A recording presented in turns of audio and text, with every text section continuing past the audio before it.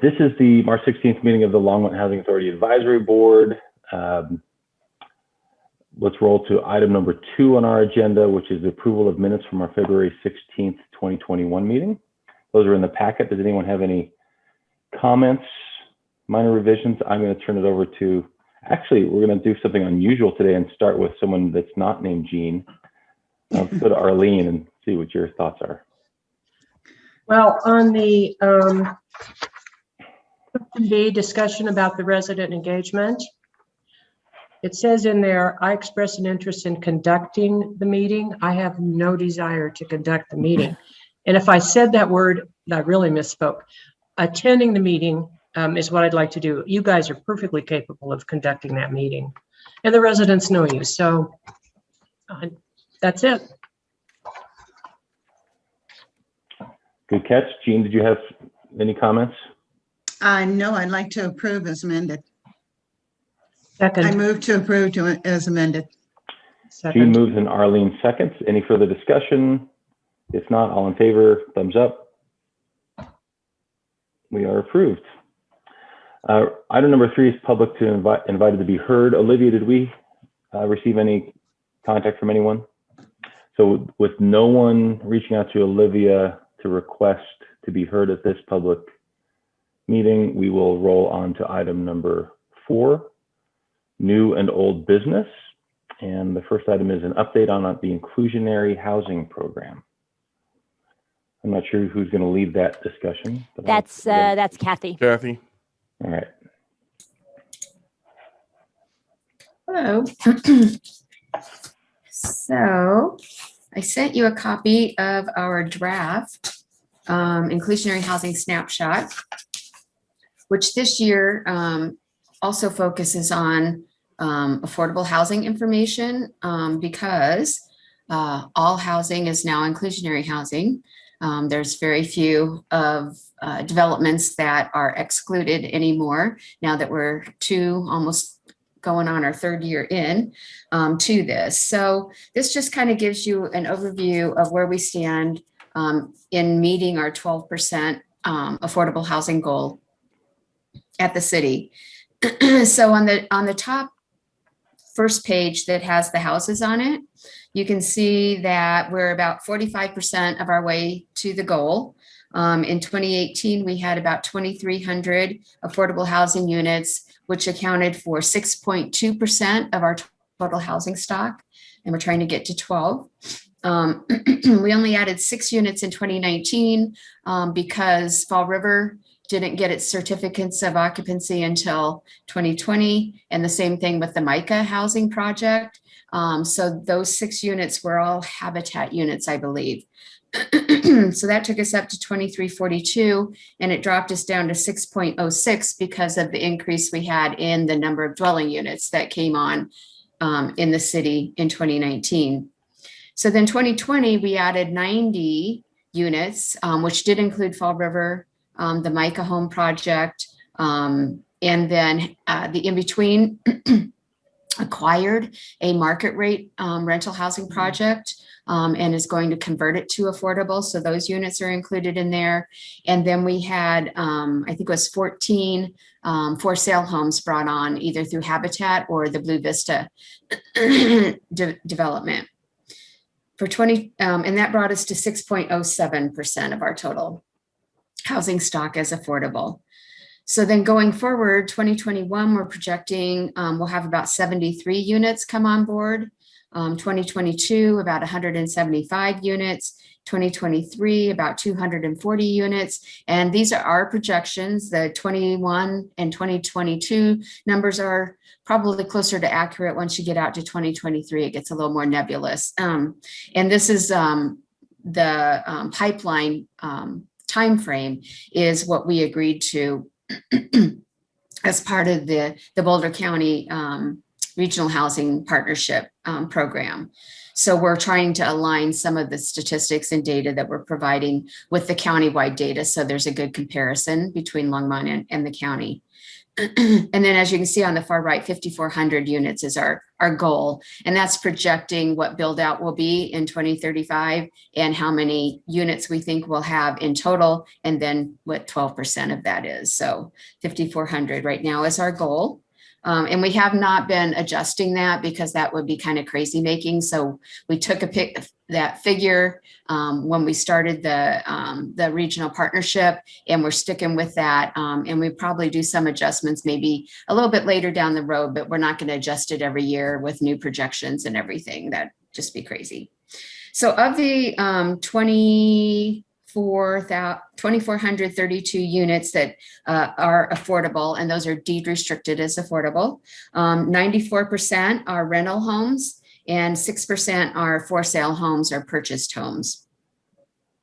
In 2020, we invested or leveraged in federal funds about $746,000.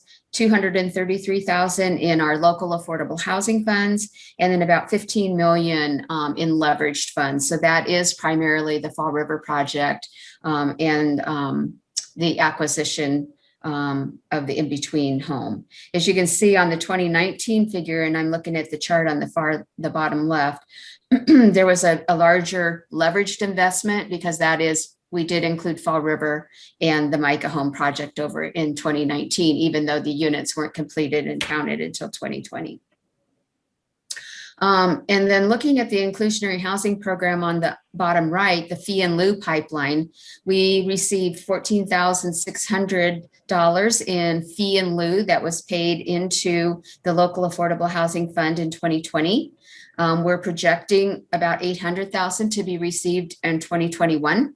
And then the projections go out to the next 2 years as well. And those, again, are also a little nebulous. Fee in lieu is not paid until certificates of occupancy are requested. So it's a little hard to predict exactly when some of those are going to come in. We did receive a $50,000 payment, though, last week, I think it was, or it's coming up. So we're getting on our way to the 800,000. And then if you look on the back page, that kind of gives you some analysis of what's happening in the broader market in Longmont. So the top left shows median sales prices in Longmont over the years, and we looked back for a decade.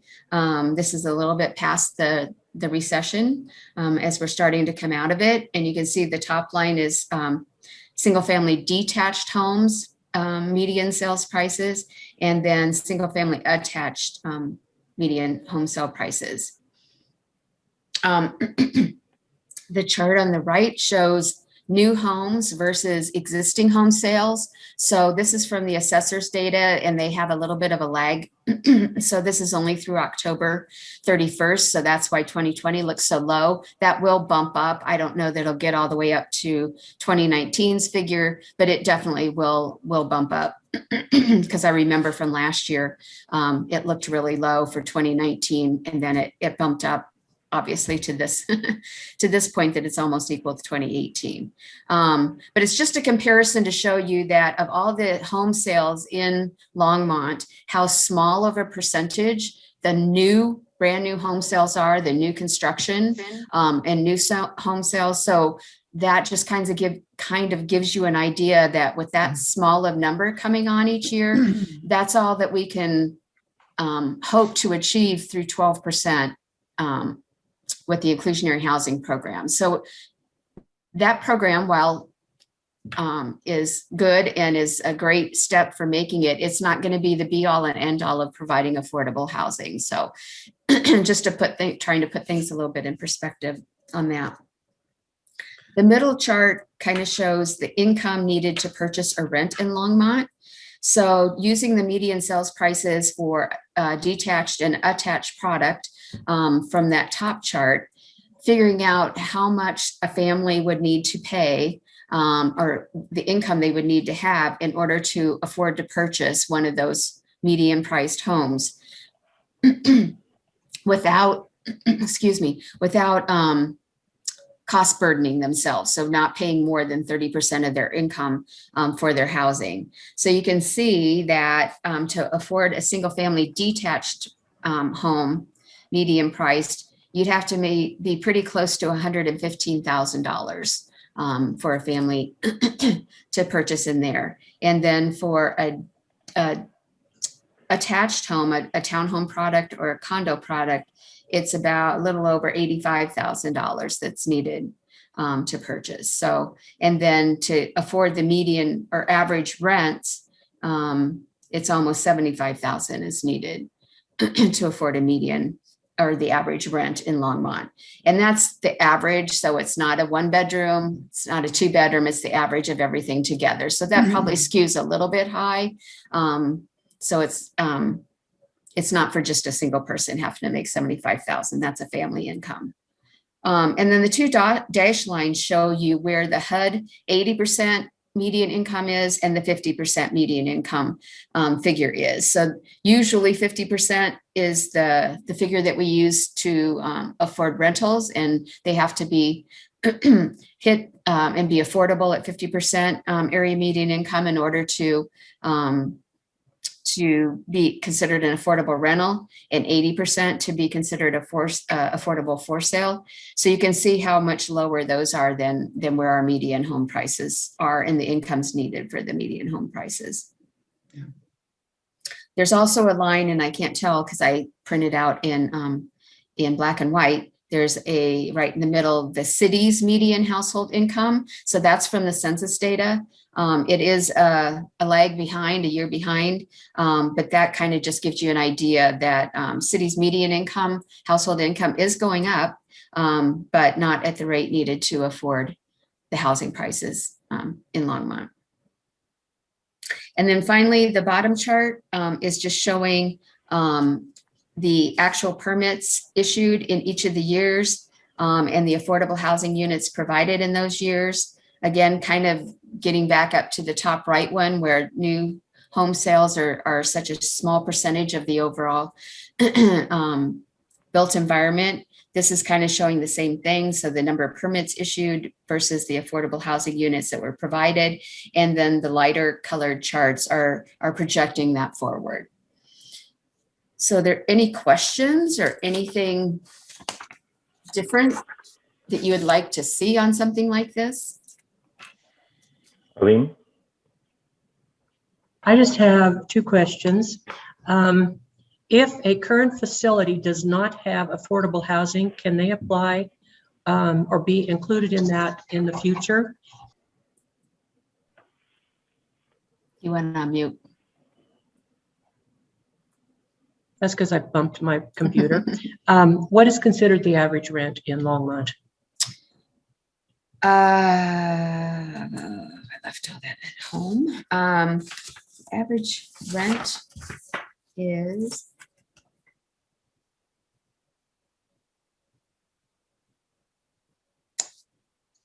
all right. Let me see if I can find it here. Well, you can get back to me eventually. It just seems to me the rents that I see in my way of thinking are extremely high, but yeah, I think the average, I want to say it was around 1,500. Mm-hmm. Yeah. Okay. Pretty sure. And what was your first question? The first question was, if a current facility does not have low-income housing, can they apply for that or get into that in the future? They can, if they chose to deed restrict their units, they could contact us and we could work with them on that.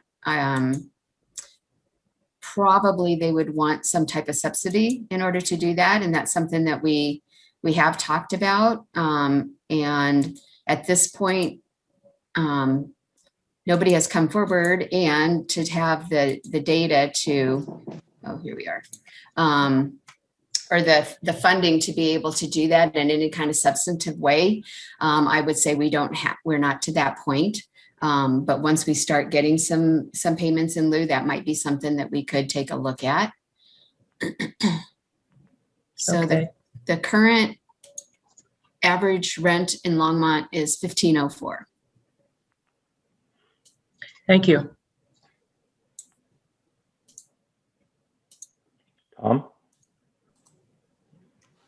Yeah, so I mean, this really explains why we need affordable housing, that income needed to purchase. It's just astronomical that it basically doubled all of the income that's needed, either mainly for a single family home. So getting to Arlene's point, that was kind of my question too. Could we put a chart in here too, possibly, that shows the rise in rent as well over kind of that same 10-year time period? Isn't that what that yellow line does? Income needed to afford average rent. It doesn't tie to Well, that's the the income specific- needed, but I think it's more like if we go to the previous page where you had like the median sales in Longmont. I I see. mean, that's probably more readily available, I would imagine. But I don't know if you would have something similar to that for the average rent. Yeah, I do have that charted, so I could add that to Okay. that table or put another one somewhere. Right. Good idea.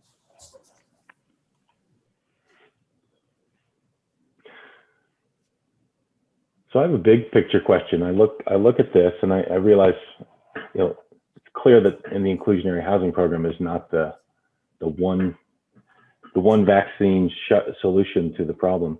I say that because my arm is sore. I got my shot yesterday, my first one.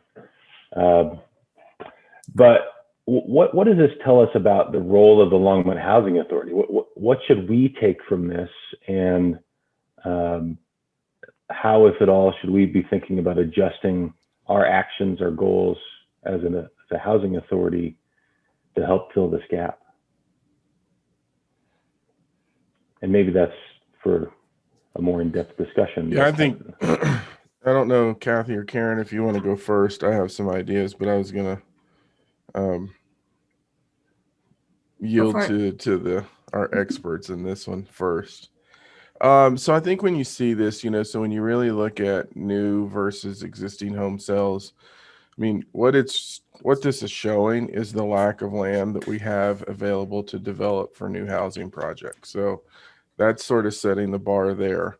I think for the housing authority, and this is really part of the work that we're doing in understanding LHDC, it is this question of accelerating development of affordable housing projects in the future for land that we own and land that we get through this process. And so I really think that for you all and for all of us on the housing authority side is for us really to look at how we can potentially be more aggressive in the development of affordable housing on the properties that we own that are vacant, and how we can acquire new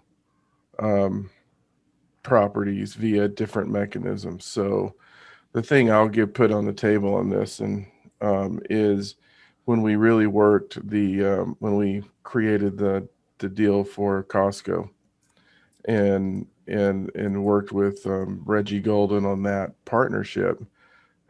We were able to buy 9 acres of land for affordable housing that had nothing to do with the traditional housing development in that world. And so I think for us, it's using as staff on the city side, using opportunities like that to try to get more land for affordable housing, but then really working within the housing authority, housing LHDC format, whatever that looks like over time, to ensure that we're not just sitting on land, but we're converting that into units as quickly as we possibly can. And that'll be a lot of what we're going to be bringing to you all. And it's part of the update. And we may give this update first, but it's what we're doing at Sunset Heights, which is the additional project with the element at the Suites property. We're engaged with conversations with Chrisman about the development of additional affordable housing on North Main, where they didn't finish. It's also looking at the property that we have to the west of the lodge in Hearthstone and developing that out for affordable units. And then also the 9 acres that I just talked about that we had with the Costco deal. And it really is about not sitting on that property and getting it turned into units. Does a couple of things for us. First and foremost, provides affordable units to our community. Second, it brings in operational revenue for our organization. And then if we can structure the partnerships, then we get a piece of the development revenue. So it also strengthens us financially. And I think equally important, what we're talking about is they need to be housing for families and broad age groups, because we have a lot of facilities for older adults that we do as the housing authority, but we have very few that really is into that wide age group. And so that's what we're talking about as we need to move forward. So I think for you all, it's really, we all need to then start focusing on the development piece. And I think, as I said, I don't know if it's this group or before, I'm surprised that we're having that conversation so quickly in this transition. But I think we all realize we need to do it to get at this issue. Kathy, did I misstate anything or? No, I think Arlene asked the question, and the housing authority just by itself owns about 11 acres. And if we could put at least 50 unit per acre density on that, that would double your portfolio in the next however many years that we could get that going, which also addresses, as Arlene brought up, the goal to try and reduce the dependence on HUD within the budget. So there's a number of different areas that continued development will help address for the agency to make it more solvent and more sustainable for the future. So, as well as helping the community. You know, and I think the only thing that I would add is even though the longer term goal would be to reduce our dependency on HUD, I think the other area that we want to continue to look at and pursue would be the acquisition of additional vouchers through HUD, so that in addition to building and managing properties, that we are also building our portfolio of vouchers through through HUD, so that we're also able to extend opportunities through our Housing Choice Voucher program. And then I think Kathy has talked about, as well as Harold, is and again, in looking at the inclusionary housing program, even though it takes a whole range of options for increasing our affordable housing in Longmont, having the LHA being available as a partner with those developers who are needing to and looking for opportunities to meet their inclusionary housing requirements, for LHA to be at the table as one of of several affordable housing developers in our community for partnerships is also something that would be a fabulous thing. And I think on top of that, this is where it starts attaching to our planning world. It is also looking at some of these new approaches that are being taken in different areas and how that fits within our overall development guidelines and what we can do. And I say this because as I've talked to one individual, and it was specifically about the 9 acres adjacent to the Costco location, there's an interesting model that they're looking at that can be potentially a for rent or for sale product, but is really dense, but has the feel of a single family detached home. And so it's a really interesting concept, and we're going to try to, Kathy and Karen haven't seen it, but we're going to try to start talking about that concept. So I think it's also really working then with Joni and her group in maximizing the land that we have and being able to really utilize the density, but look at different models that may historically, like this model has been a for rent product. But when I was looking at the layout, it really could also fit well and is a for sale product for affordable housing. And so I think it's also understanding, the creative models that are being developed across the state and nation where folks are looking at it in a slightly different way. But, that's just the work we have to continue.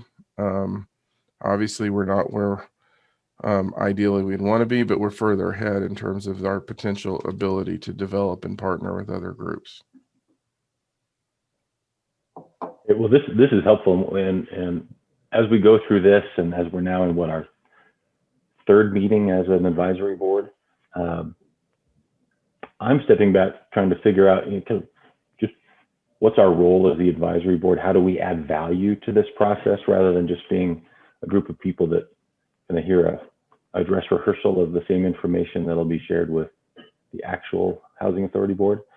And one thing that comes to mind for me is that as this board is much less involved in the day-to-day operations of the authority and the financial pieces of the authority than we used to be, maybe that opens up an opportunity for us to be living on a little bit bigger picture level and trying to identify and establish some longer term goals and nudge staff and council along a little bit in those areas. So I'm just searching for some traction for our group.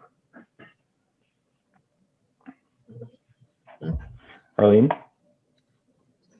I don't want to have to ask a whole lot of questions, but I have a couple. One, is there any way that the city would allow a building to be like, say, 12 stories? Or are you stuck at 4? So 12 stories is not in the code. And so obviously that would have to be a broad code discussion. I know that as part of some of the planning efforts that council's looked at, when we look at our, obviously you wouldn't want a 12-story building adjacent to a neighborhood. Mm-mm. But one of the things that council did talk about as we were looking sort of, I'll just call it the STEAM area, which is in that more urbanized area adjacent to downtown. And when you look at the topography of the sense that it's flowing down, council did talk about going higher in that location, but that would have to be a conversation initiated not only with the council, but the planning commission, and we'd have to really relook at zoning and what we would allow. But today that we don't have the ability to do that, but I know people have, the council's talked about it. Others have talked about it in areas where it makes sense that's not adjacent to other residential areas. But they haven't Okay. moved on that. I think that's sort of the evolution of that area south of downtown, in that more what used to be industrial area. I think what's the max height we can go to, Kathy? 6? I think so. I think 6 is max height. Okay. And I was going to bring this up a little later, but since you guys have already brought it up, the dependence on HUD and the goal that says you're going from 45% to 25%, that seems to me to be a pretty aggressive goal. And I'm sure that someone on the board can kind of clue me in as to how that came about. But is there a way to say, maybe define that a little bit more and say, by 2025, we hope to go to, 40% by 2030, and so on down the road? I don't have a problem with not being dependent upon HUD. I'm just wondering how this is all going to work out.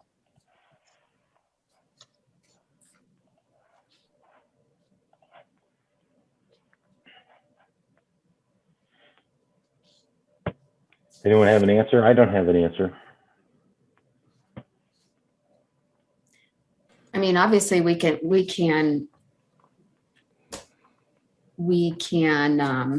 put some kind of figure on it or do some kind of step down if that's what, and or maybe there's a discussion, is that even where we need or want to go? Is it realistic? Arlene had asked the question, and I remember prior board talking about this and setting a goal around it. And to me, looking at where we're at now, which the HUD funding, the Housing Choice Voucher funding, is about 48% of our 2021 budget. How, this is really a stretch goal.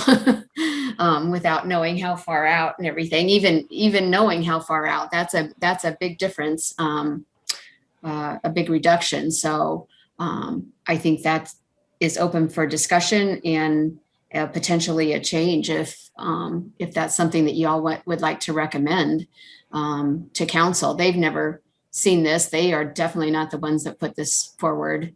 You know, that is really from prior boards. So. Well, and I think when you look at the HUD funding, I want to talk about a couple of things to Arlene's point. One, and capture what Karen said. We want more housing choice vouchers, which brings in more HUD funding. Part of the reduction, though, is when you create more developments and you bring more properties in the portfolio, you hope to bring more non-HUD revenue in. So what this is really, to me, about is increasing other revenue streams to reduce the percentage of overall impact that HUD's playing in, even though we're saying we want more HCV money.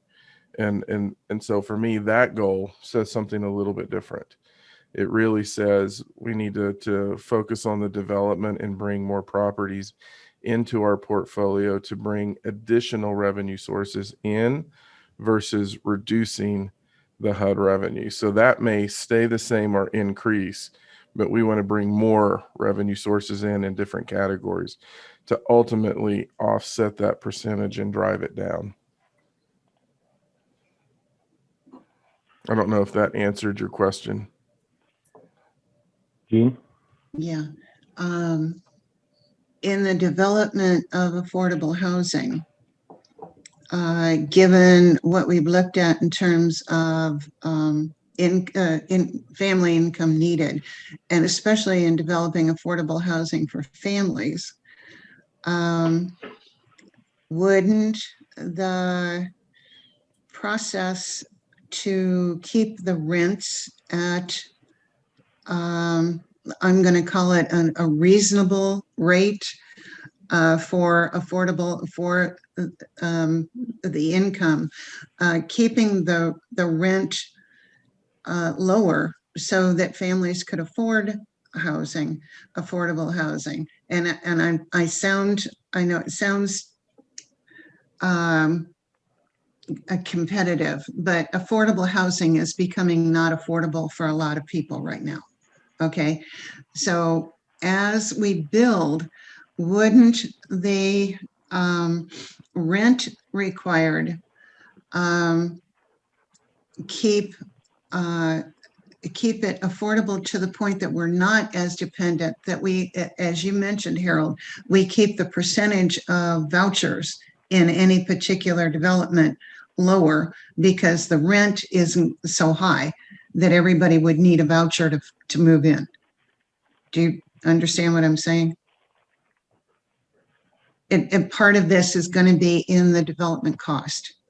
And it's a matter of, is there something we can do to keep that cost down so that the rents aren't so high? Is that something we can look at?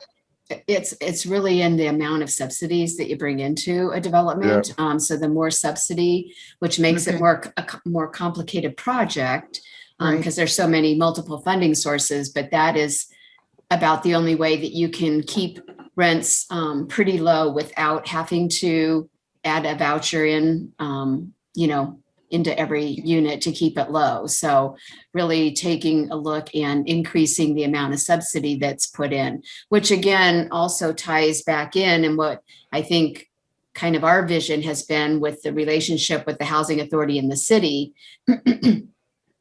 And assuming that we will continue to get good fee in lieu into the affordable housing fund, that will increase the amount of subsidy that we can probably put into a project that's going to keep very low income units.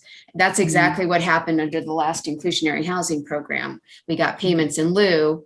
We turned around and put it back out with Thistle or with the housing authority and could invest more deeply and keep rents lower and got more units for lower incomes than we would have if the developers would have provided the units on site. Gotcha. So the fee in lieu is a real bonus in this situation.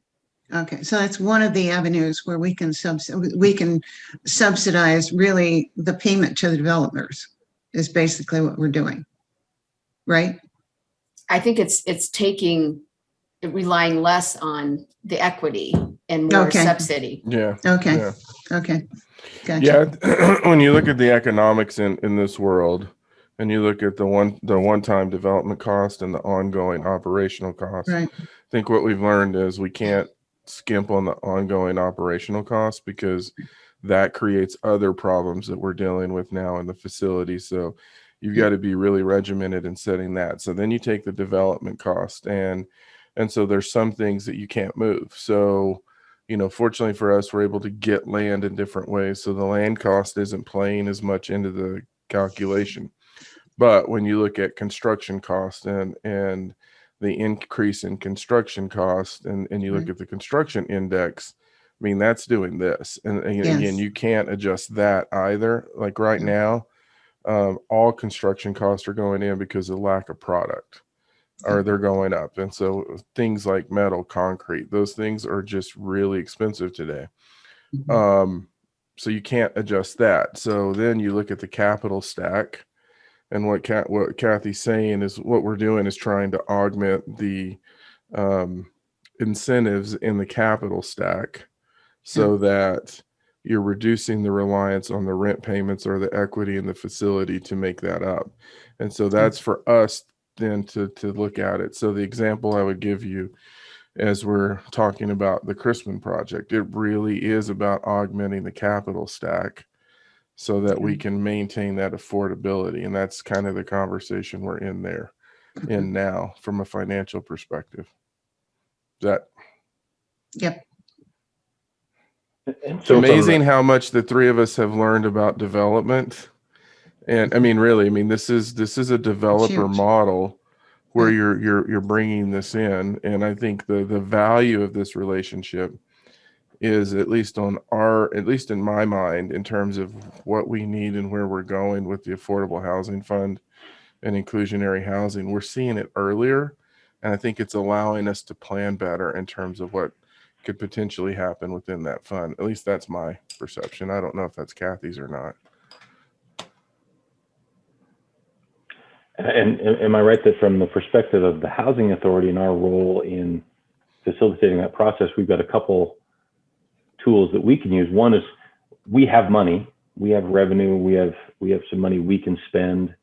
We can use our money to pursue projects. Another option is we can partner with private developers and give them access to funding sources that they might not have access to on their own. And there are probably some others I'm not thinking of, but a lot of the other subsidies are more city council level or outside organization level. And I'm trying to figure out what does the authority do? And we've got a few things we can do.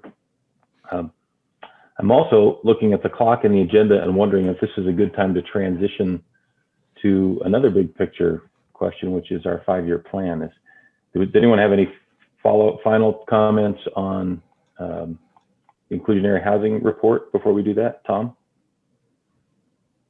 Yeah, I just had a quick question. So the first part there, it says units. We're talking about, our goal is 5,400 units. We are not including housing choice vouchers in there, right? Because these are just set aside units, correct? Right. Deed restricted. Yeah. Okay. Yep. So that's kind of like, in addition to this, we do have the housing choice vouchers to bring down to the market rate. Okay.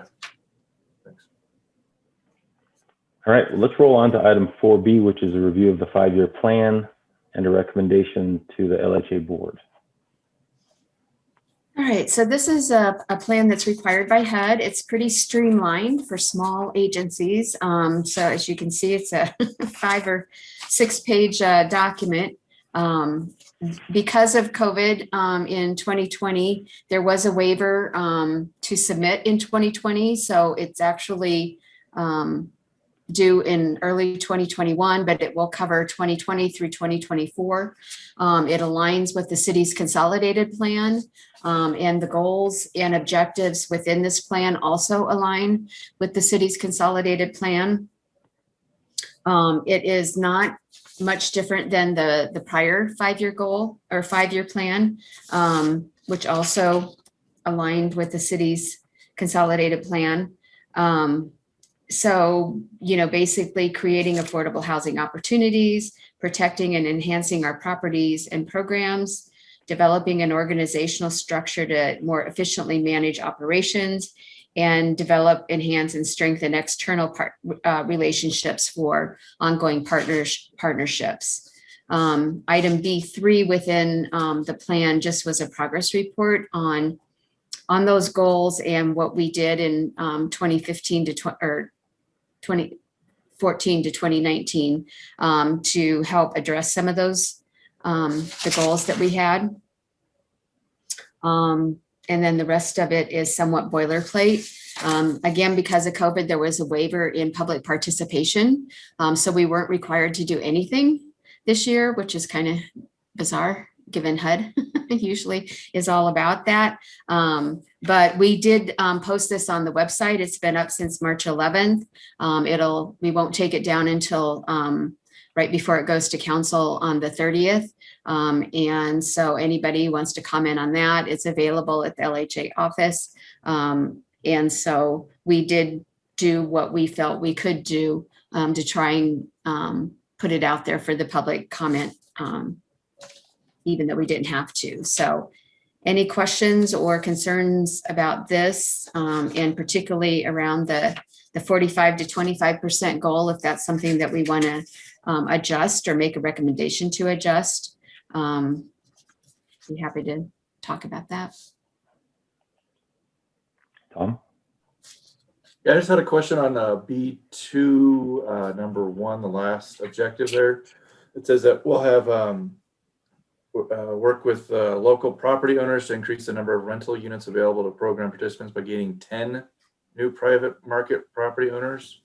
Does that mean we'll have, this is a 5-year project, or a 5-year goal, so we'd have 2 a year? Is that doable? Or is that looking at not just the Longmont Housing Authority, this is looking at big picture for the city? Well, I think this was primarily looking at how do we increase the number of property owners that will accept vouchers within the city.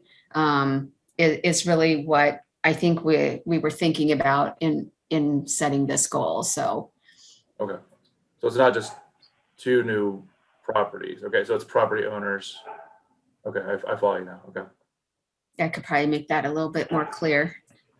Yeah, two developments a year would be quite aggressive. That's what I was wondering. Is that what we were trying to say here, or okay?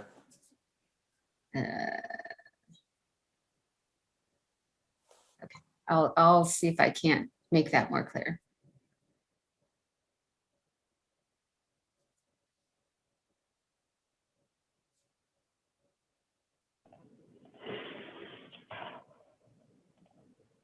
Any other comments? Arlene?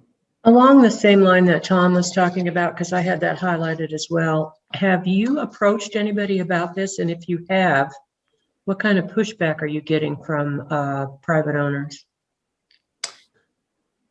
So I would say we have not done that too much to date since the city has become involved. I think that has been an ongoing goal, is to try and keep and enhance the property owners that are taking vouchers, willing to take vouchers.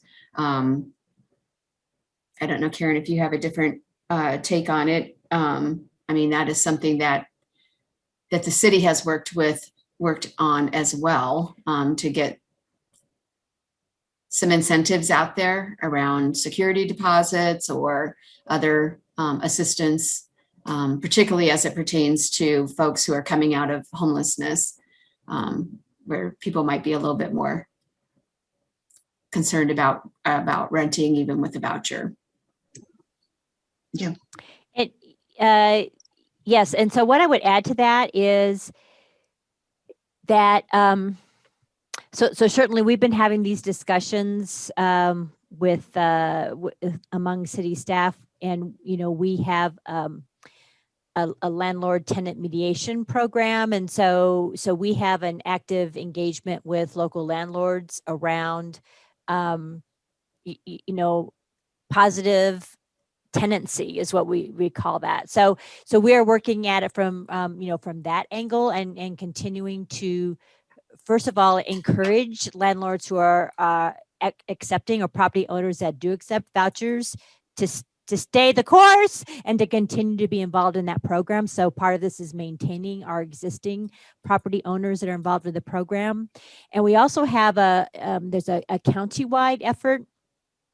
We, on a countywide level, received some grant funding to hire, her name is Beverly Miller. We call her she's a landlord acquisition specialist.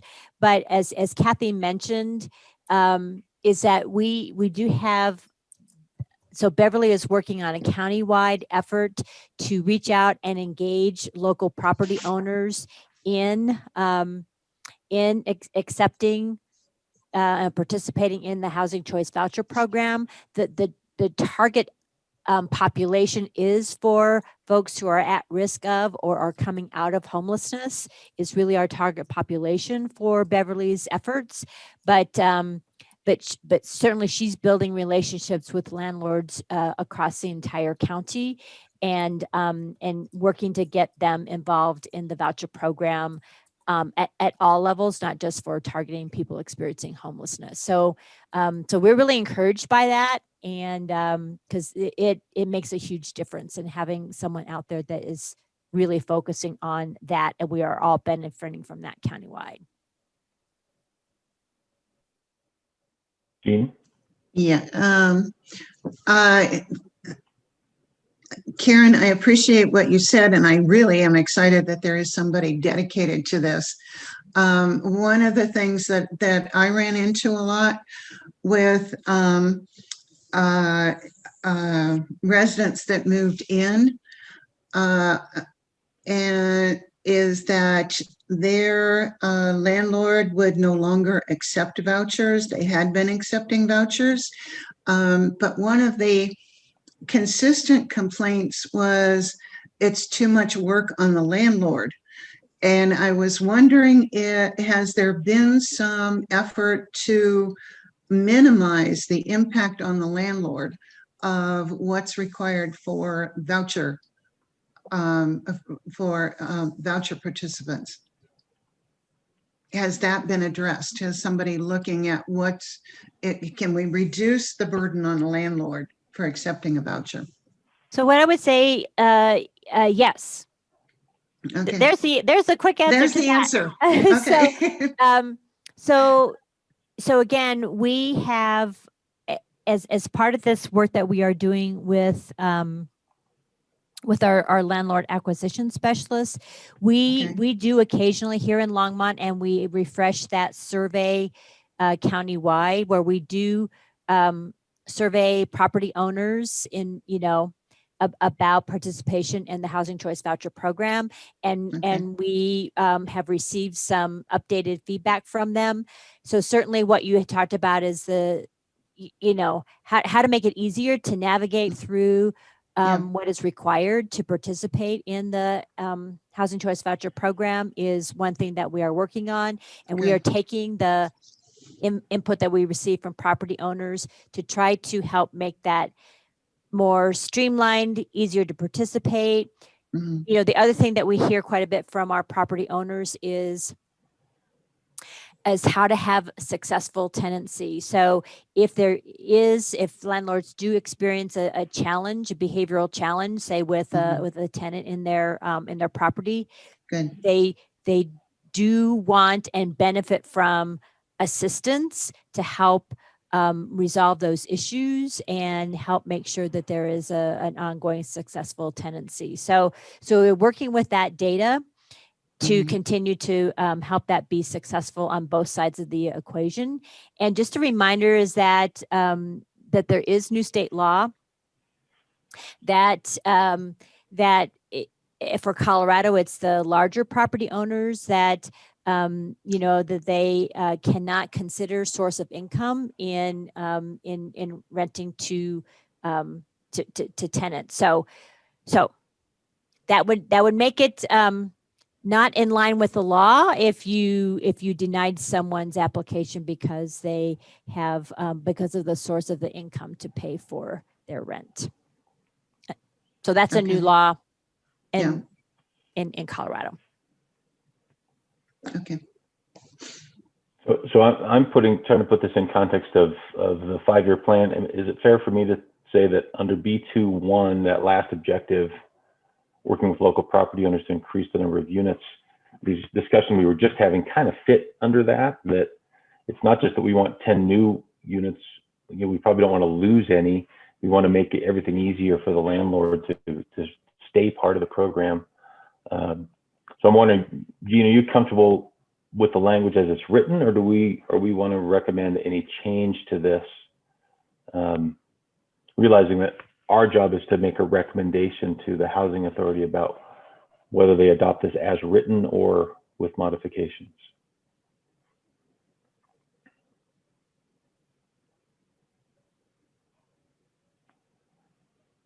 So I think thus far, my take on it is that as written kind of covers the issues that we've discussed.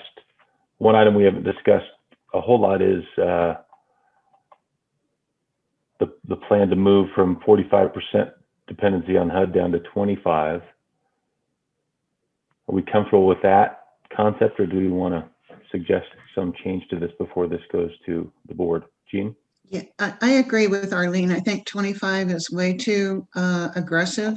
I would rather see something on the order of 35. Let's go down 10% and get there.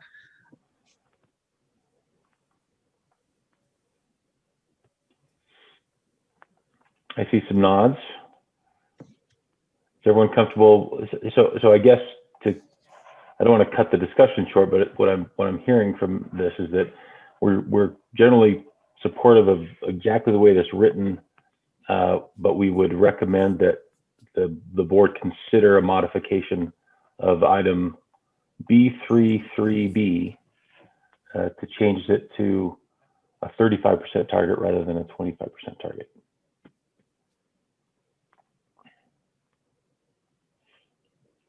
And we don't have a formal resolution in the packet to consider, but I would entertain a motion that we approve this as written with the change to B33B to 35%.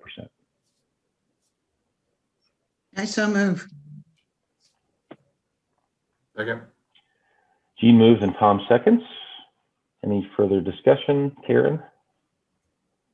So I just have a question as I'm reading this. So that particular reference to setting that goal is that in looks like that's in the 2025 or the 2014-2019 plan.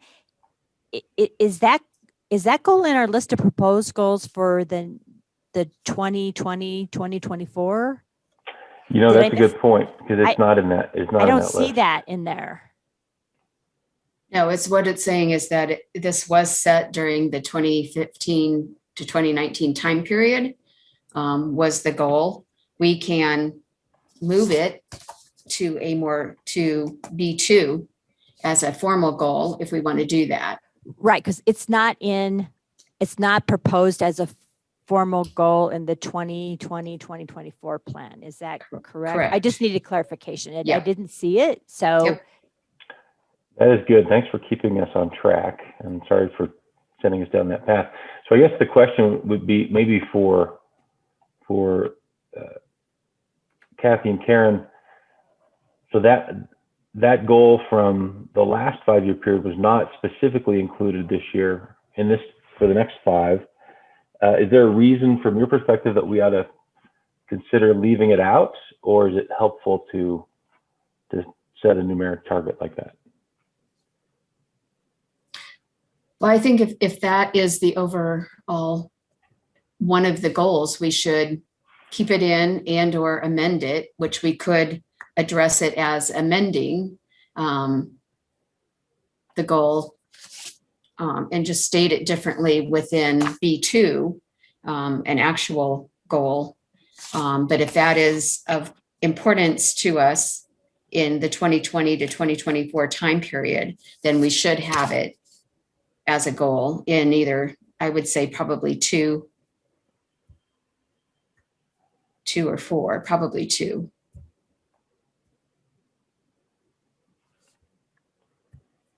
So we can leave the one in 3B, B3, 3B Right. as it is, but then under B2, have it amend the goal to move from 45 to 35 instead of So- 25 to be more realistic about it. So if we were going to do that, I think what we would do procedurally is Tom would perhaps amend his motion to, which was basically restating what I said. So I'll amend my recommendation, which would be that we might consider changing Tom's motion to, I think it was Gene's motion, actually. or Gene's motion to Yeah. add a new line Okay. to B, Cameron? B22. Cameron, Yes. let's vote down the motion that I made first. Okay, let's all not agree to that motion so that we get that off the table. Okay.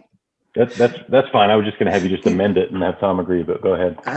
Yeah, I think it would be clearer if we made it as one of the objectives. Kathy, would that be under B2, 3 listed as an objective under there? Kathy? Yes, I think, yes, it could be under 3.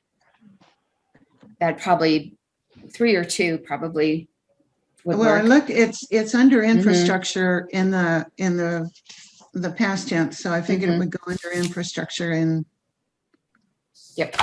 in the plan. So make it an objective. Yep. Okay. Okay. So, My suggestion, Gene, is that we just amend your motion okay, to to, instead say what you're adding to B23 instead of, yes, the other one. and make it, the objective is to reduce our dependence. Why don't we say it as reduce our dependence on HUD by 10% and leave it at that? So whatever it is now, it'll go down 10%.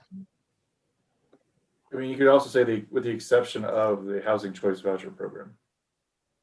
Yes. So you want to amend it? Is that a clear amendment? Reduce it by 10% with the exception of the housing choice voucher program is the amended motion. Tom, are you comfortable with that? Yeah, As a second. Mhm. Okay, so now we have a motion and a second. Any other discussion? All in favor? It's approved. Thanks for letting me be formalistic today. Warmed me up for the rest of my day. Let's roll on to item 4C, which is the review of our bad debt policy and the recommendation for the LHA board. And I believe that policy is in our packet. So with the changes made, are we okay with recommending the 5-year plan go to council or go to the LHA board? Sorry. Yes. Yes. Okay.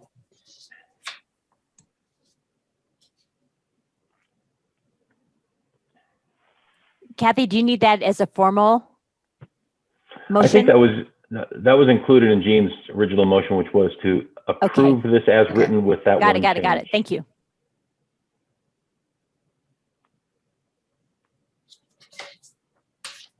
So bad debt, is that Kathy? Is that Harold?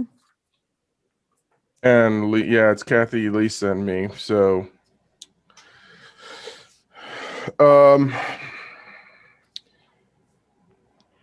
sorry, I was having problems with my device behind me. So I think one of the things, Lisa, you and Kathy want to jump in and talk about what we were seeing on the bad debt, and who is that? So I can start on the bad debt policy itself.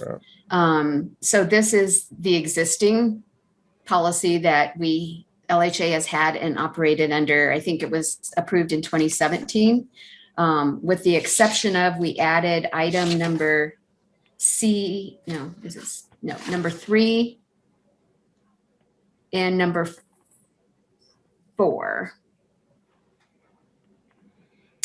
are the 2 changes. And so this is combined to a certain extent with the proposed resolution 2021-03. So, and Lisa can go into more detail, but basically we had a tenant that their rent was raised and they were given the appropriate notification, but they continued to pay the lesser rent.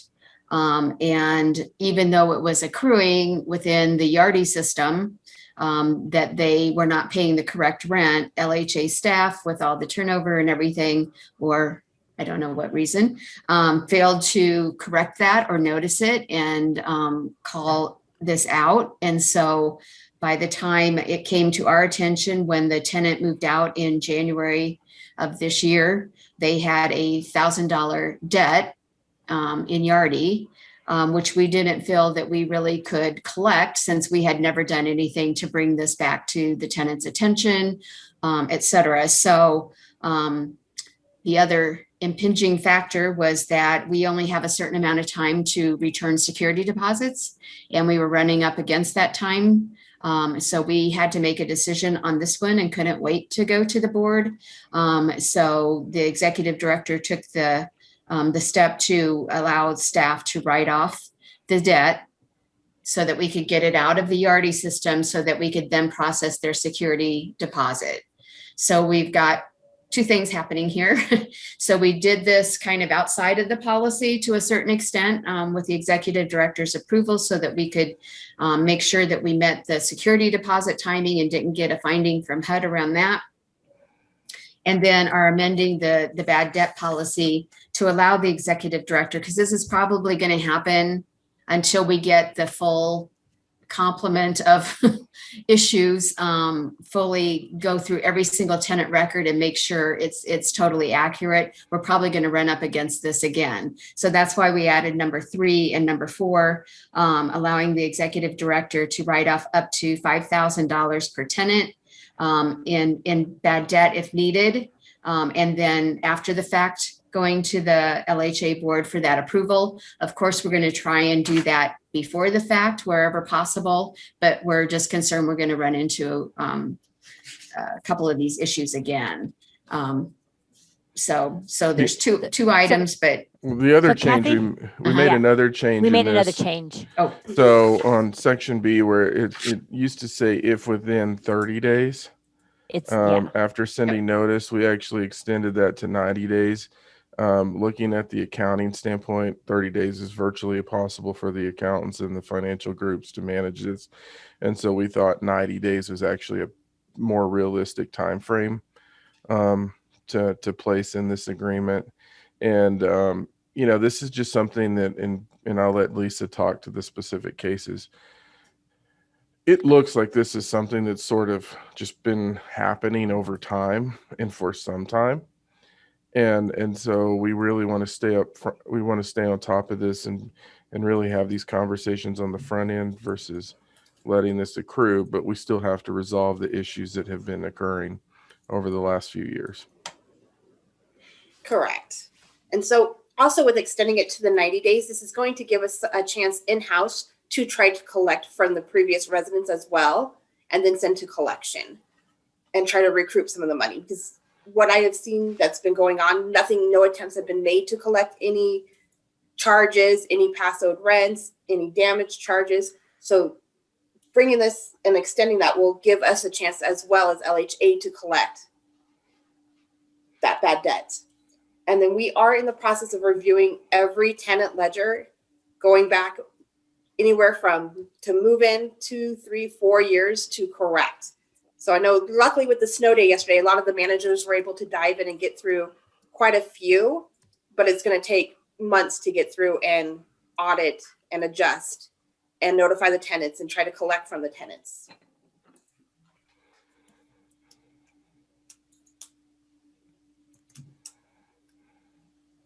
Any comments or questions about the proposed policy? Tom?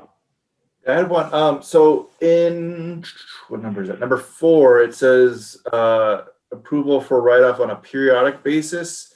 Could we have that say either quarterly or say semi-annually, just so that it's kind of like there's a timing that could be expected for that if it was to occur, and if there was no write-offs, it could just be stated that there was no write-offs during that time. Yeah, that makes sense. Quarterly is fine. And then another question on that. So the managers are going through the tenant files now, or the tenant accounts now. What is their access to that? Are they able to post to the individual letters, or does that have to go then back to accounting to have them correct, say if there was an incorrect application? Yes, Yeah. they are going through correct, kind of making their own ledger in an Excel format, coordinating with Kendra and accounting to correct, and then they'll go back to the resident. So remember some of our audit comments that we had where you didn't have the appropriate legs of the Segregation of stool. duties. Right. Yeah, the segregation on the accounting piece, and that's why we're not allowing. I mean, we pulled most of that from the managers because it's the only way you can comply with your audit requirements in this and in that segregation of duties. Yep.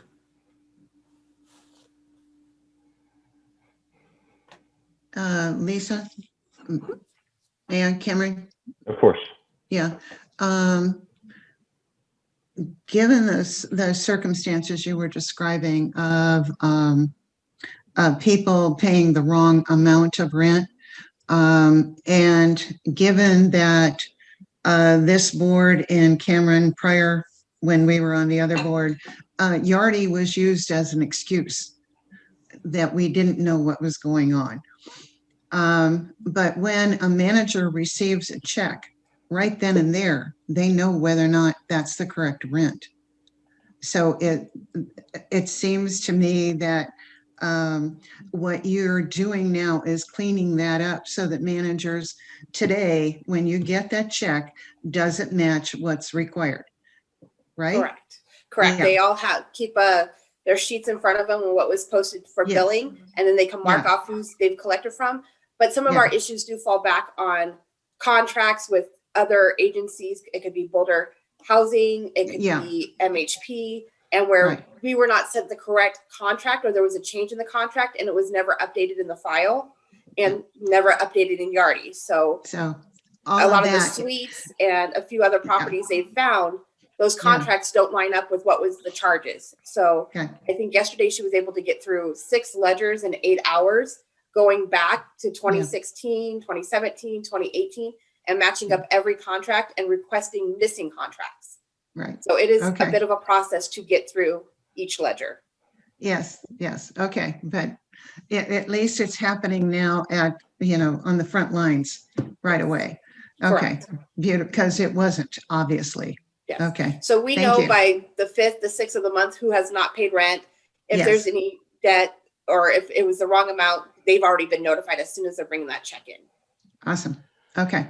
Well, and to be Beautiful. clear about the next item, why I authorized it for this individual is we didn't fulfill our obligation and requirement to let them know that they weren't paying the correct rent.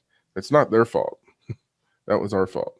And so just like we do in the city, when that occurs, we cover it. Now, I also want to call attention to, there's 2 kinds of issues we deal with. One, the rent side. The other is damages. And even in that, so typically on the damage side, we are telling folks, here are your damages.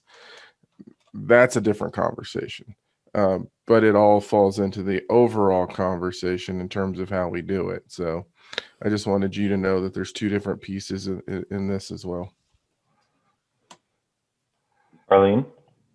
Harold, I agree with you that it was, the LHA's fault that this was not picked up. However, if the client or the resident actually signed the lease that said this is the new rent, it seems to me that they should have been held responsible for part of that too. And if they weren't, again, it goes back to that. It is the board or the LHA's fault for not doing that. But the resident actually needs to pick up some responsibility here too, I think. I could be wrong. Yeah, I think when we talked about it, the hard piece is really knowing and understanding whether or not the resident actually understood the contract they were signing, because that's the other piece of this too. And I think that's part of the work that we're doing also with our senior services folks, and really realizing how we communicate with our residents. I think what I've learned in this process, and I've learned it in what we do as a city, different individuals have different challenges understanding contracts and what they're signing and how they're doing it. And I think that's another piece that Lisa's been working on, is really how are we communicating with individuals and how are making sure they understand what they're signing too, because that's a big piece. And I think for us, we don't know what that really looked like, because what's interesting about the case that I overrode, the individual was very diligent about always sending in the amount that they needed to. And so that tends to lead me to it wasn't like they sent the new amount in and then reverted to the old amount. They never changed. And so that tends to lead me to look at it as potentially a different situation, which is why we did that. Because I agree, if they knew and they understood it, and if we would have seen them pay the new amount and then default to the old amount, that's a slightly different conversation. But this just never changed. And unfortunately, none of us were here to understand why. So communication is the thing then. Okay, Yep. thank you. And as I read this, what happens is the executive director gets a report of bad debts that are deemed uncollectible. Mm-hmm. And then the executive director has to assess that and make a determination. They're not automatically written off. No.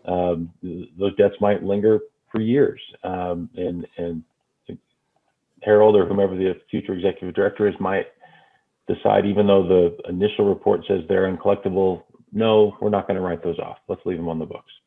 Correct. And so what this really does is just give us a procedure for how that happens, and some executive director discretion up to the $5,000 level to handle those without going to the board for approval. Which is why I drew the attention to the meth, or to damages. A lot of it, or maybe our meth rooms, is those we may never let off, because we want to hold accountable for the damages in the facility. So yeah, we have to look into each one of these. Good point, Cameron.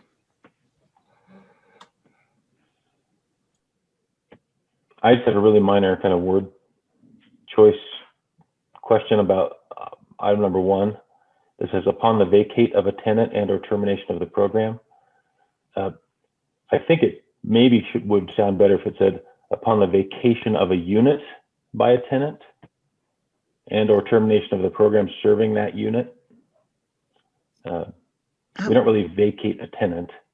Vacating rather than vacation, that could get confusing. Cameron? Yeah, upon a tenant vacating unit, or yeah. Yeah. I noticed that last night and I left it because I was like, maybe this is a specific word that's used. I don't know. Yeah. That's cool. But I can make that change. Yeah, we took just so you all know, we took the old policy and just made the changes where we need it. So we were Right. kind of, yeah, we'll make that change. Any other comments or questions, or a recommendation to the board? I move that we make the 2 changes identified. The first one would be to number 1. And the other one would be to report quarterly to the board, which would be in number 4. That we make those changes and then approve the bad debt policy. I grew up watching Battlestar Galactica, and the Cylons would sound just like Tom's microphone just did. Sorry, that was a nerdy teenage comment, but Jean, did you have a second? I'll second. Yeah. Okay. Motion and a second. Any further discussion? All in favor? It is approved. Thank you. We are just burning through this agenda. Item 4C, we just approved. 4D, recommendation of on lodge resident debt write-off.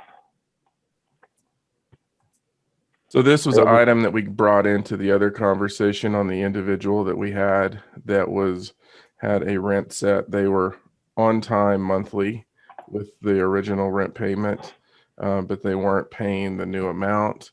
They then moved out. They were requesting their deposit. No damage in the unit. And this was the issue of, we weren't sure how the rent increase was communicated. They were never late with their rent. And so this is the one, is this the one we're talking about, or is this the other one? I just thought about it. Yes. This is the one where we're recommending we write off the debt for this individual. Retroactively affirming my decision on that.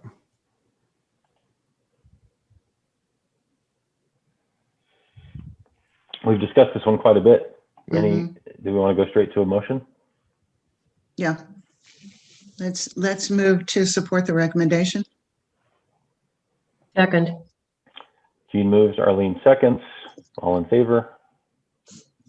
Okay. Excellent. Moving on to, I think we are now finished with the new and old business. Okay, let's move on to item 5, the city report, with an update on operations. So I'm going to start off a little bit on the topic at hand, which is snow removal and dealing with the system that just came in.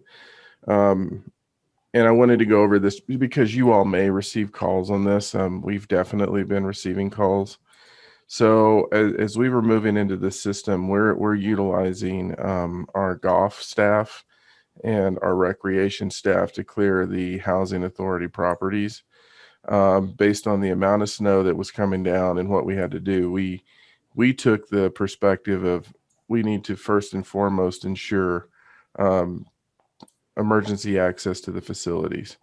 And so what you saw at the facilities, and yesterday I drove through I think all but one, just because I didn't make it to that side of town. But when we're finished this meeting, I'm going to go out and do it again.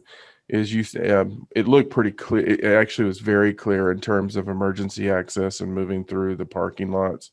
Drove through Aspen Meadows neighborhood. There was a clear path to asphalt, same for Spring Creek and Fall River. What we didn't get to was the parking spots in between the cars, just based on the nature of the work and what we were trying to manage. I know they're looking at that now. So what we were hearing was individuals requesting us to remove the snow from their cars. We obviously do not remove snow from people's cars. They were requesting us to get access to their car, which that's something that I've asked Jeff Friesner, who's working with the snow team, to look at with Lisa, because there are some issues just in terms of their getting access to cars. When I drove through Spring Creek, some people had basically pulled the snow out from their car and just dumped it in the middle of the pathway that we had cleared. So, we were coming back to clear that. So generally what I can tell you is very good emergency access was cleared down to pavement throughout the system. We started on the sidewalks, had to kind of give up in the middle of the storm because it was clogging everything. They went back and it looked pretty good, like they were able to move through that. And then as we got into yesterday, our parks team, I think, may have assisted with them until we went in and started doing single passes through the entire community. We're going to continue working to understand how we can get into between cars. This morning, we sent a group with a loader to clear access to the front of our office building because it was blocked with the windrow from the work that we do on our on Main Street. I asked Jeff last night to send that same front end loader to Aspen Meadow because we had people moving in this morning, and where cars were parked, actually it was fine. But where you didn't have cars parked, we still had, let's say, approximately 12 inches of snow that hadn't melted. And so I asked them to go in with the front end loader to clear those spots for the individuals that are moving back into the facility, because we didn't have any spaces available there. And then we're going to continue to evaluating how we manage between cars. To be honest with you, the challenge on that is we also can't damage the cars either. And so it may not be possible for us to do it until the cars get out. But I wanted you to know people probably aren't going to be happy with us because, very clearly saying, no, we will not clean snow off of cars. We will only go in between cars if it's reasonable and we can ensure that we won't damage them. But if there's a potential for us damaging them, we're just not going to go in because we can't accept that liability. But otherwise, I was pretty happy with throughout the storm that we had what I felt was like really good emergency access through the parking lots if we needed it. And Lisa, I don't know if you have anything to add or if there's any questions you've all heard from residents. No, the local team of maintenance guys that were able to go out and help on Sunday and Monday was amazing. I had a manager out there at the suite shoveling nonstop, her and her husband, all weekend, just to make sure that those residents had pass and emergency access to the building as well. Yeah. And everybody was just phenomenal. And then part of the challenge, just so you know, and we dealt with this as a city, we had folks that didn't live here that we said, don't even try to come here, because even those that we were giving on the city side, we gave them large trucks to get into town, and we still had a couple of them get stuck. And so we're like, just stay there. So like on our side, Lydell and Randy, I think we're the two that were in town, and they were just ping-ponging all over the place, handling routine maintenance issues like elevator issues to leaks and so on and so forth. So to all of the housing authority staff that were really engaged in this and helping us, phenomenal job, and just staying on top of it and partnering with their city teammates now and getting into it. So Lisa and her group did an amazing job. It should be much better today as we continue. But so that's my update on the snow, because I know you're probably going to hear from it. Our council's probably going to hear from it. I'll actually update them tonight on that as well. Yeah. About the snow. And I totally agree with you about not cleaning off cars. I think there was and something through Boulder County that had Cultivate, I believe, had individuals who would come out and help on a one-to-one basis. So there are volunteers that would come out and help residents clean off, because that is huge. Yep. The snow turned to ice, so it's hard for some residents. So there is an option that reduces our liability. But the other question, and Lisa, I'm sure you're aware of this, we've got not only the move-ins today, but we've also got parking lot starting. And so cars need to be moved. And I haven't looked, Harold, and maybe people have shown up by now, but at 7:30 this morning, there was still a lot of snow in the parking lot, but they're going to be moving the pods out. So cars have to move in we'll have fewer spaces. So I'm just hoping that snow gets removed so that there's room for all the cars to park in a crunched area for a while, because we've got the pods going out and we've got residents coming back. It's going to be a little hectic. So I'm asking for priority. Okay. And I think Kathy has an update on the parking lot rehab. Kathy. So I sent all this information to our project manager yesterday, and she is working with Palace on it. We're going to talk about it this afternoon. Likely the pod removal will be postponed a bit. And then we'll see whether or not we need to move back the parking lot actual work or not, but we're going to talk about that this afternoon. So we're on it. That was my first thought too. I'm like, wait a minute. That's great. Yeah, part of, just so you all know, this is and thankful to Molly and this side. But when you look at what we talked about yesterday in the meeting on this parking lot is when you redo parking lots and you're looking at your sub base and your asphalt, temperature, weather systems, all of those things come into play. We have the potential of snow tonight. I think there's another storm that potentially will come in next weekend. You know, we're hoping the weather forecast is good for us right now, maybe saying trace.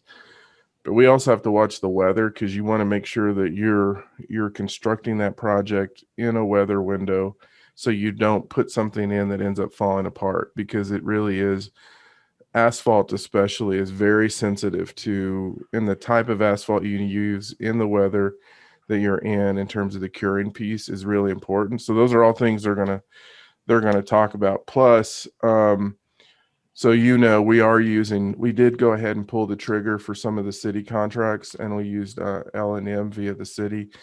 So the resolution that the council adopted when they became the board and appointed me the executive director, I think also let me use city resources. And so I went ahead to make the decision to use contractors that we had on the city side to help with this. As we move through this, and right now we don't have the ability to use it, we're using a lot of contractors right now to start pulling snow off the streets because we don't have room for it. As we move through it and we get a better handle on this, that may be something that we look at these facilities, because we have some pretty big snow piles that, you know, in their current condition may be there for a while. And we then may evaluate is actually coming in and trucking and removing that snow off of these facilities. And I want to have that conversation with Karen, Kathy, and Lisa probably tomorrow. But right now, our contractors, we need to put, so last night they were there all night on downtown on Main Street because we really ran out of capacity. They're driving today. We're probably going to move to North Main next based on what we were seeing. And then our own crews are going to be on 9th and 7, what they call zogging, with the big machine that dumps it into trucks and start getting it out so we can actually have capacity. So once we get through that, we may evaluate maybe coming in and trying to remove snow. We are doing it on selective basis based on emergency issues and things like that. So that's the next stage in this. As Scott Roche said, Snowvid 2021. So He's so clever. he is. And Go ahead, just Karen. a reminder, I think, to the advisory board, I don't know if you recall, but when we had our first snow event of the season back the end of October, the LHA's snow removal contractor served us notice that they would no longer be fulfilling our contracted snow removal for the 2021 snow season. So we, and when we went to solicit additional bids for this season, they did come in like about twice the amount of what we had available. So just to clarify that, because Harold mentioned our golf staff and our recreation, basically our athletic maintenance field staff, we bless their hearts, they stepped up and they agreed to provide that snow removal so that we wouldn't have to break the bank in order to get a contractor in for snow removal for the LHA for the remainder of this winter season.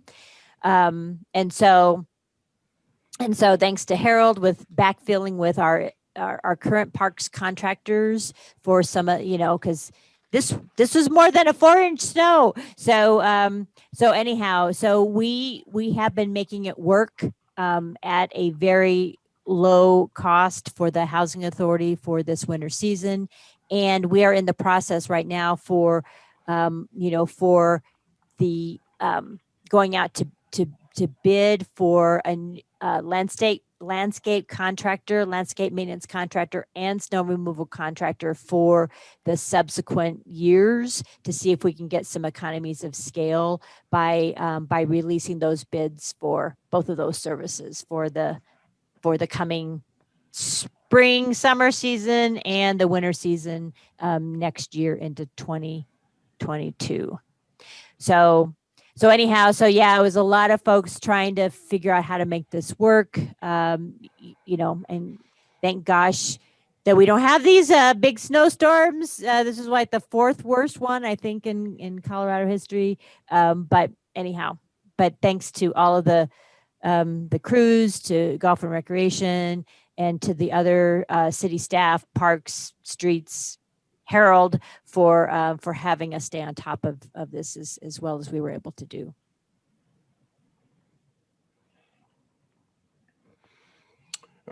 Lisa, you have any other operational updates?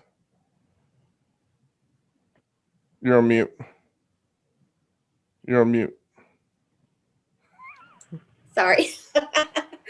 We are, just a couple of quick updates. We are moving forward on the install of the pendant system at Hearthstone and Lodge and removing the pull cord system. The bid was signed last week, and yesterday spent a lot of time working with Andrea and the company to get the install scheduled for over the next 2 weeks. So by the end of March, we will be alleviating the fire department some using this new pendant system. You actually reminded me. We also then also authorized the new security system at Village Place. We had a few more things coming back and forth on that. We were allowed to use the replacement fund to do this. So the cost of that all in, if it took the amount of time we thought to install, is $27,000. No ongoing expense this year. And then from here on out, I think as long as we're under contract with them, that is the city's contractor on security and fire monitoring. The all-in cost is roughly $1,800 a year, I think was the number that we came up with our purchasing agent. So we did all of that last week. I think they're going to try to get out here as fast as they can to install all the security at that facility. Obviously, weather's playing into it. They were there Thursday or Friday morning doing a walkthrough, finalizing the security that they were going to put at Aspen Meadows apartment and then also Aspen Meadows neighborhood. And so you all know the security consists of video cameras, mag locks on the doors, security for the offices, a monitored security system for the offices. And they're also working with Sarah Arney in our police department in terms of really looking at placement of these cameras. And so Lisa's done a great job. We're having more issues around Village Place, so we're going first there. Then when they do the exterior work at Aspen Meadows, they will tie this in with that. So we obviously have to get the exterior work finished to the point where they can do their work. So they may do some wiring before intermixed in with the contract, and Molly's really managing that. And then we're going to move to the neighborhood. That's all going to be integrated into an overall system for that area based on things that we've seen. So we'll have a much better look at this. It will be cloud-based, which means that we all will have access wherever we are. But it also means that we're going to give access to our dispatchers and our police department. If they get calls, they'll actually be able to look into it before they even get to the facility. So that's moving forward. We're in the process of, we will then integrate all systems. So we're going to have the same key fob system at every facility, the same camera system at every facility, versus having sort of the mix match that we've had, so we can manage it better. So that's our operational update. It's all yours now, Lisa. Oh. And then I was just going to say, moving forward, we are working to hire our third manager since I came on board in December. So we're placing an ad for that. And this will be for Spring Creek and Fall River. And then a lot of this past month has been focused on building the resident relationships. I've been officing out of Spring Creek 2 to 3 times a week, getting to know those residents. And we're hoping to start some more resident meetings as soon as we go into Code Blue. Which, by the way, for everyone, we just moved back into orange with our case rates. So it may be a little bit longer before we go to blue. Just got that update just now. Sorry. Hot off the press. Yep. Mm.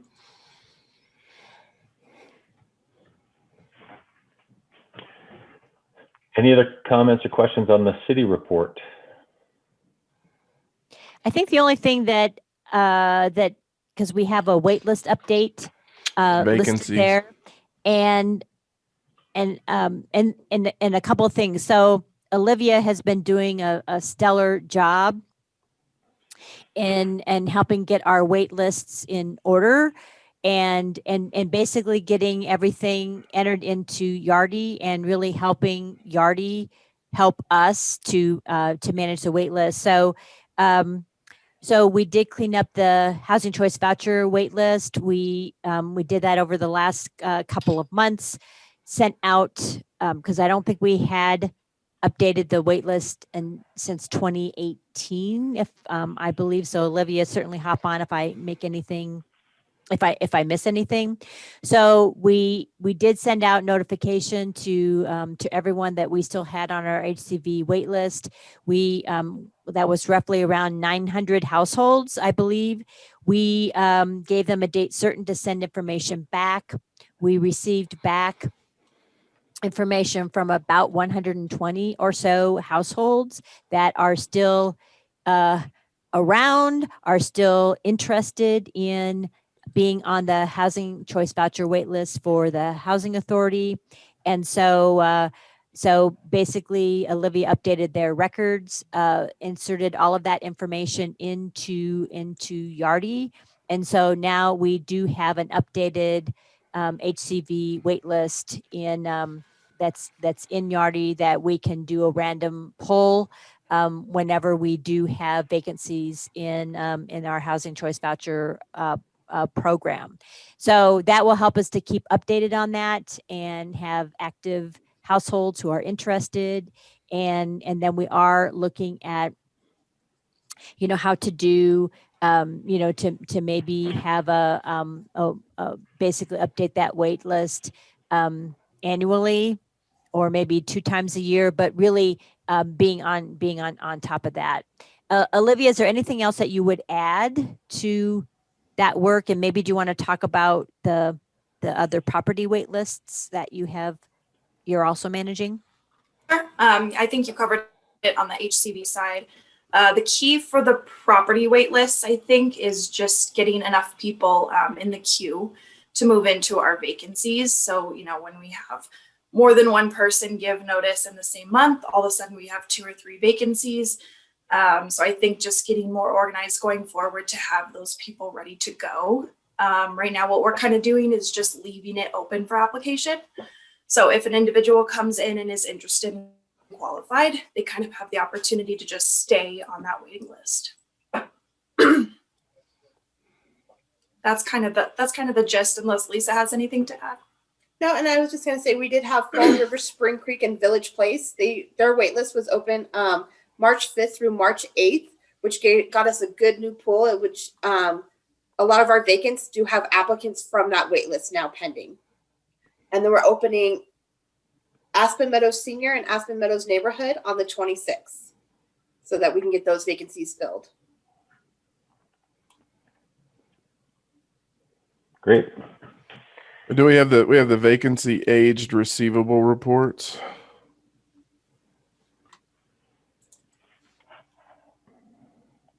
Is that Kendra? Or The vacancy where it shows all the properties. So I think that's Lisa. So Yep. you want to?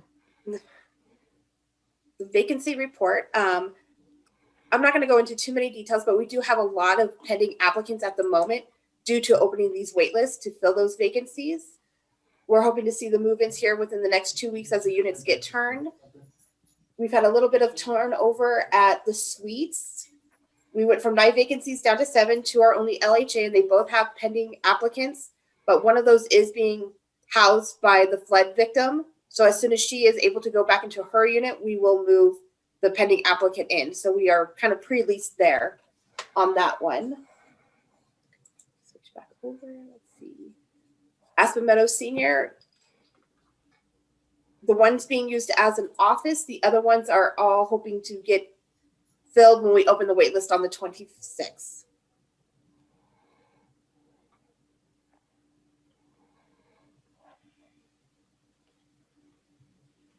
And then also the age receivable report is in the packet. And if board members have any questions about that, Kendra's on and would be able to answer those questions.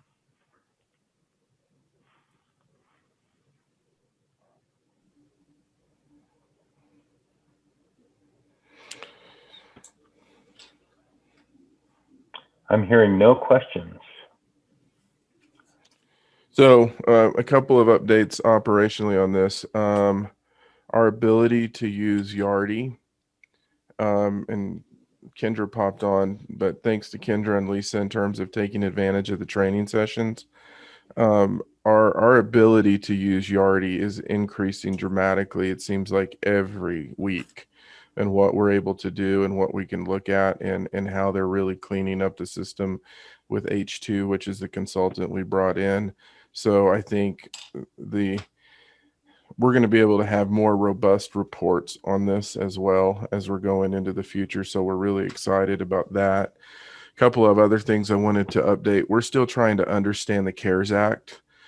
So we have a more clear understanding on the city side, but in the CARES Act, it looks like there's going to be some potential for more vouchers specifically to house homeless and people, and to keep people housed. And so we're going to try to understand what that means in terms of expanding the voucher piece that Karen talked about. It also looks like there may be some funding that can go direct. Kathy, and I don't know if you've heard anything new on this one, but when you look through it, there may be some funding for housing authorities directly. And we're trying to understand what that means.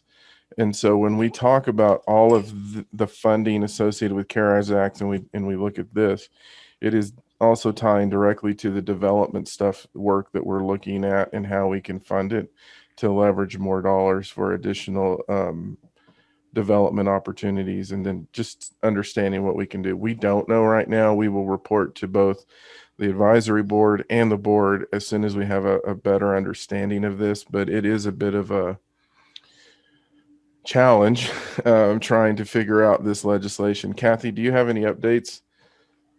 I do not, other than there was a line in the summary that said that housing authorities would get additional vouchers with funding for and through 2030, particularly for emergency situations and folks exiting homelessness or that are homeless, to get them into housing. So I think it's going to primarily focus on that. But we don't know any more about if there's any kind of cutoffs as far as size of agency, or if it's just, going to be put forward as part of the regular formula, however they calculate the formula allocation for housing choice vouchers. So, yeah. And then finally, Lisa mentioned this on the unit that was impacted by the sprinkler system bursting in the last cold storm. I know you all may have, the individual may have reached out to you. When we look at this in terms of the time that it's taking to get that individual back in the unit compared to what we've encountered at the lodge when we had a similar issue, this is actually moving pretty quick. The challenge that we had is we had to clear it. We then had to bid out the reconstruction, and that was signed off on, I think, last Friday or Friday before, approximately a week ago. And when I was there Friday, and their contractor was actually working on the unit when I was there. So they're moving forward with this. We just had to go through the appropriate processes that we needed to get that to work done on that facility. So they're moving forward. In case if they reach out to you, you all know that we're in the process, and we just had to go through our bidding procedures on that. Finally, what I wanted to say to you all in terms of looking, you've heard about the work that they've done in the snow, the work that they're doing on Yardi and these issues. And this is really for me to give a shout out to to the entire team, both city staff and housing authority staff, and the folks that are still here and the folks that have joined us. This is an exciting moment for me because what we have is a group of folks that are fearless but caring, and are committed to moving forward very quickly.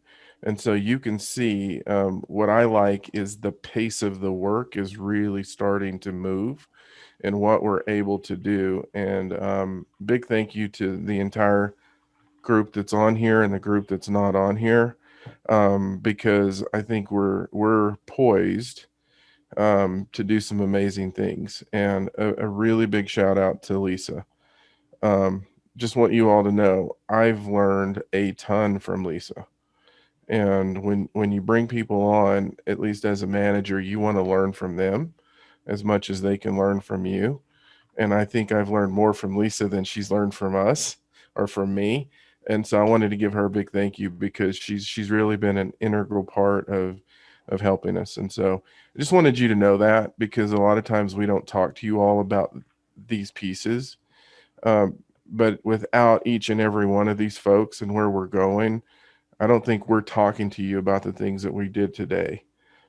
It probably is much further down the road. So Karen, Kathy, Kendra, Lisa, Olivia, everybody that's on here and everyone that's not, thank you. You have made this as concerning as it's been at times. And Cameron, I mean, we were just we were all in this conversation. It's now exciting. And I think the future of the housing authority, housing group, and for our community is really bright. And I think this is what we all wanted. So thank you all. And I would add to that Harold's a pretty darn good housing authority director. So maybe that wasn't in his career path, but he has embraced that role in ways that are also very, very exciting. So I also want to give a shout out to our housing authority director, Mr. Dominguez. Thanks, Karen. Absolutely. It is pretty cool to start looking at what we're going to do to change things for the better rather than just putting out fires. So there's still some fires, but you can start to see the sun coming up over the horizon, and it's exciting. Any other business under the city report? I don't think so. Any other business that anyone would like to raise? Arlene? There was an article in the paper a while back that talked about Senator Tracy Burnett introducing a bill to encourage private and nonprofit agencies owning and leasing out low-income units to reduce those residential units' energy use. How is that going to impact the units here? And I don't know if that bill's been introduced or not, but what kind of impact will that have on the units here? I'll have to get with Sandy to understand the bill itself. Typically when we see this, there is a time period. Typically they're not retroactive in that they don't make you go back, and if they do, they give you time to retrofit that within your structure. So don't know the answer to it, but we will look into it. One of the things where we eventually will sort of evolve is working with some of our sustainability folks and our power folks to do some audits and figure out what we can do in our facilities, because there's also other funding sources to do some of that work that we will look at, but that's down the road. Now, obviously, when we retrofit all of the units like we just did at Aspen Meadows, that has to go through the building code, and the building code's pretty aggressive in terms of some of the sustainability components that you have to build into it. But that's a quick update. We'll get back to you on that piece to understand what that really means for us. Thank you. One brief item of other business I'm going to add. We've applauded the efforts of Harold and Kathy and Karen and Lisa and Olivia and Kendra and others who have really gotten us through some challenging times and to some exciting times. Another thing that I've typically run into on nonprofit boards is after you finish serving on a nonprofit board, there's a little bit of fanfare when you end your term. But one thing that's been pretty consistent over the past 3 years is that we've had a number of board members who've put in some serious time and commitment that they didn't sign up for when they joined, that as they transitioned off the board, we were so busy fighting fires, we didn't even pause to say goodbye. They just didn't show up for the next meeting. And it may be a little too late, but I've been talking with Karen and Olivia and some others about something we might do to commemorate them. And just as a point of information, we've purchased some books that have just been published called Longmont, the First 150 Years. It was written by Eric Mason, who's the curator of history down at the museum. And there's also a little book plate to put in that. And the plan is I was going to come by, Olivia, I'll probably collect those, write a little something to a list of the board members that have been pretty instrumental during the last 3 years or so. And we'll figure out how to get those to those folks, just to let them know that we noticed and that they were pretty valuable to the process of keeping us afloat during some tough times. So just wanted you all to know that was happening. And if you had any other suggestions or reservations about that, let me know. But I'll roll that plan out with Olivia this week, if that's okay. All right. Seeing that there's no other business, I think we can officially adjourn. And since we're fairly informal, we'll adjourn without a motion. So thank you all, and we'll see you next month.